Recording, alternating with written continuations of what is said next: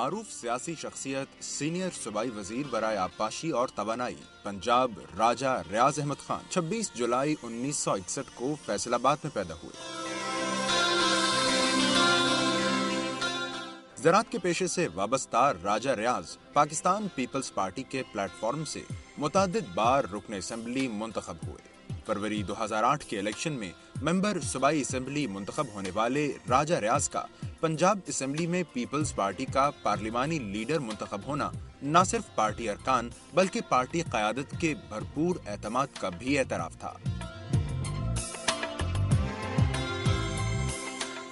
मामला फहम, पुरवकार और बारोब शख्सियत का मालिक होने के साथ साथ सियासी मामलात का भरपूर इदराक रखने वाले राजा रियाज मौजूदा सियासी मंजरनामे में एक मुतहर्रिक किरदार अदा कर रहे हैं। आबपाशी और तवानाई जैसी अहम वजारत रखने वाले राजा रियाज ने हाल ही में पानी के बहरान के हल के लिए ऑल पार्टीज कॉन्फ्रेंस बुलाकर मामलात को सुलझाने की कोशिश की। आइए मिलते हैं मिडिल क्लास से उभरने वाले मुमताज अवामी लीडर राजा रियाज अहमद खान से।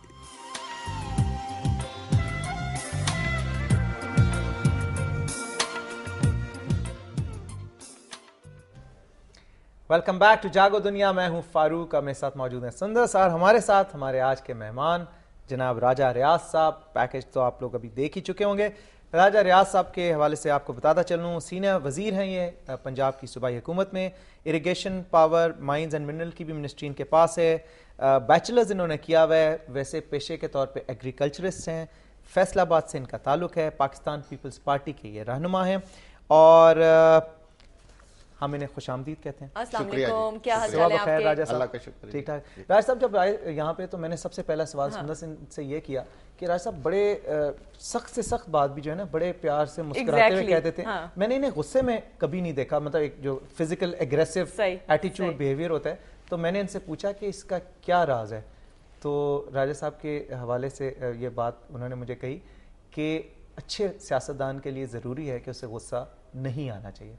राजा साहब गुस्से को कैसे कंट्रोल करते हैं? ये बड़ा मुश्किल सवाल किया आपने। असल में बात यह है कि बाय नेचर भी होता है। मैं ज्यादा ये कहूँगा, कुछ लोगों को गुस्सा ज्यादा आता है। आपको नहीं आता गुस्सा? मुझे बाय नेचर गुस्सा कम आता। पंजाब की जब हम बात करते हैं, माशाल्लाह आप एक रहनुमा हैं, पाकिस्तान पीपल्स पार्टी के यहाँ पे लीडर हैं, लेकिन यहाँ पे इतने ज्यादा फैक्शन है पीपल्स पार्टी के। एक जहांगीर बदर साहब का ग्रुप है, एक कासिम ज़िया साहब का ग्रुप है, एक राना आफ्ताब साहब का ग्रुप है, एक आपका ग्रुप है। तो असल पाकिस्तान पीपल्स पार्टी पंजाब में तो क़यादत मुझे कोई नजर नहीं आ रही। कौन है असल ग्रुप? कौन सा है? सारे ही असल ग्रुप हैं, सारे कारकुन हैं। अच्छा, पीपल्स पार्टी के मोहतरमा बेनज़ीर रहनुमा कौन है यहाँ पंजाब? यहाँ पे रहनुमा कोई नहीं पीपल पार्टी में। यहाँ पे सब कारकुन है। रहनुमा सिर्फ आसिफ अली जरदारी साहब हैं इस वक्त। अच्छा, या बिलावल साहब हैं। ठीक है, हम सब कारकुन हैं। ये पार्टी की मेहरबानी होती है कि वो किसी को कोई ओहदा दे देते हैं, किसी को कोई ओहदा देते हैं, और जब वो ओहदा नहीं होता तो फिर भी हम बतौर कारकुन काम करते हैं। ठीक। सीनियर वजीर हैं आप राजा साहब, आपकी गाड़ी पे झंडा भी लगा हुआ है, लेकिन मुझे ये बताएं कि आपकी अथॉरिटी क्या है? कौन सी वजारतें आपके पास? सीनियर वजीर के पास कौन कौन सी? ये जरूरी नहीं होता कि सीनियर वजीर के पास कौन सी वजारत हो। ये बस एक पोर्टफोलियो है कि आपको जरा ज्यादा, क्योंकि पीपल्स पार्टी और मुस्लिम लीग नून की कोलिशन थी, तो किसी एक शख्स को ऐसा पीपल्स पार्टी की तरफ से यह नामजद किया गया कि वो उनके साथ मुज़ाकरात करने की पोजीशन हो। अगर वो सारे एक जैसे होते तो फिर उन मुस्लिम लीग नून या हमारे जो साथी हैं उनके मुश्किल होना था कि हमने किससे बात करनी है। तो आपसे बात करने उनको एक आसानी है कि जब पीपल्स पार्टी के प्लेटफॉर्म से उन्होंने बात करनी हो तो वो मुझसे रुजू करते हैं। राजा साहब, पाकिस्तान मुस्लिम लीग नवाज के एक अहम रहनुमा ख्वाजा साद रफीक मासा लाइन पे, उनसे बात करेंगे। अस्सलाम वालेकुम ख्वाजा साहब। वालेकुम अस्सलाम जी। सुबह बखैर ख्वाजा साहब। राजा रियाज साहब हमारे मेहमान हैं आज जागो दुनिया में।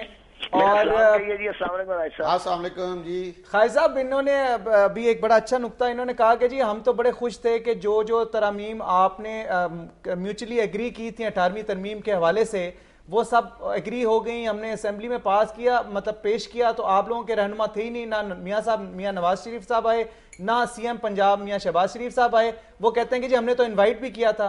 क्या कहेंगे आप? देखिए जी, सीएम साहब से जितना ताल्लुक राजा रियाज साहब का, मेरा तो इतना है नहीं। ये सीनियर वजीर है, उनकी जिम्मेदारी आने ना आने की तो राजा साहब खुद उठाए।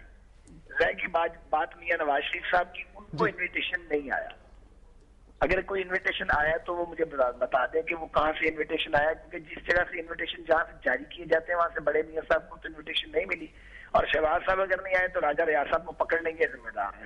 अच्छा राज साहब बताएं, आप बताना पसंद फरमाएंगे? साद रफीक साहब मेरे भाई हैं, मैं इन्होंने कहा है, लेकिन इनकी इतला के लिए मैं अर्ज कर दूं कि मियां शहबाज शरीफ साहब को भी दावत थी और मियां नवाज शरीफ साहब को भी दावत थी। हाँ। और ये हो नहीं सकता कि हम उनको दावत ना देते, वो इतनी बड़ी पार्टी के रहनुमा हैं। और इस जो तरमीम आई है इसमें सबसे जोरदार मुतालबा जो था वो मियां नवाज शरीफ साहब का था, बल्कि वो तो नाराज होते रहे कि ये डिले क्यों हो रही। तो ये उनका, हमने तो उनकी नाराजगी को सामने रखते हुए आपने मियां रजा रब्बानी साहब को कहा कि खुदा के लिए जल्दी करें, और उन्होंने 70 के करीब मीटिंग की और इसको लेके आए और सब लोगों ने इस पे इकट्ठे होके दस्तखत किए। खान साहब ये तो ज्यादती है ना, खान साहब, मतलब कि इतना इन्होंने किया आपके लिए। क्या फरमाया जी? मैंने कहा जी ये तो फिर ज्यादती हुई ना खान साहब आपकी तरफ से कि इतना इन लोगों ने आपके लिए सारी बातें मानी भी, फिर आपको इनवाइट किया तो आप लोग आते नहीं है। गुजारिश इस तरह है कि राजा साहब अपनी जगह दुरुस्त फरमा रहे होंगे, मुझे भी पहले ये बात मालूम नहीं थी, मैंने इस का बाकायदा पता किया है। हमारी तवक्को थी कि मियां नवाज शरीफ साहब को इनवाइट किया जाएगा, उन्हें वर्बली किसी ने कहा भी था, लेकिन जो प्रॉपर दावत है वो नहीं मिली। मैं पूरी जिम्मेदारी से ये गुजारिश कर रहा हूँ, हो सकता है